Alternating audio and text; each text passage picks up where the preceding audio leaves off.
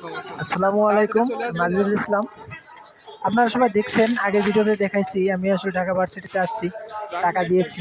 তো আসলে ভিতরের কিছু দৃশ্য আপনাদের দেখাবো, এর জন্যই পরবর্তী ভিডিওটা করা। তো দেখতে থাকুন আসলে কি দেখাই।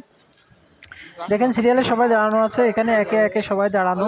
এখানে ছাত্রছাত্রী আছে, সাধারণ মানুষ আছে, ছোট ছোট বাচ্চারাও আছে, মুরব্বী মানুষ আছে। সবাই আসলে কাঁধে কাঁধ মিলিয়ে কাজ করছে, একে অপরের কাঁধে কাঁধ মিলিয়ে, মানে সবাই যে যেভাবে পারছে কাজ করছে। আসলে বিনা স্বার্থে, বিনা লোভে, বিনা পারিশ্রমিকে সবাই কাজ করছে।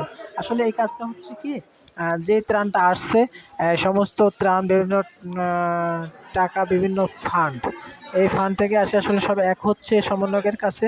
সেখান থেকে হচ্ছে খাবার সামগ্রী, বিভিন্ন শুকনা খাবার, নিত্য প্রয়োজনীয় খাবার, যেমন চাল, ডাল, তেল, এসবই কেনা হচ্ছে।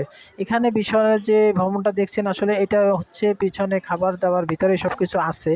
এই খাবারটা সব কিছু একসাথে প্যাকেট করা হচ্ছে। এই প্যাকেটগুলো আসলে একে একে, এখান থেকে রাস্তা আসলে অনেক দূর গাড়ির ভিতরে আনা যায় না, তার জন্য একে একে সবাই দাঁড়িয়ে, সবাই কাঁধে কাঁধ মিলিয়ে কাজ করছে। এই প্যাকেটগুলোই সবাই একটা প্যাকেটজাত করে বাইরে পাঠাই দেওয়া হচ্ছে। এই বাইরে পাঠানোর পরে এই খাবারগুলো গাড়িতে উঠছে।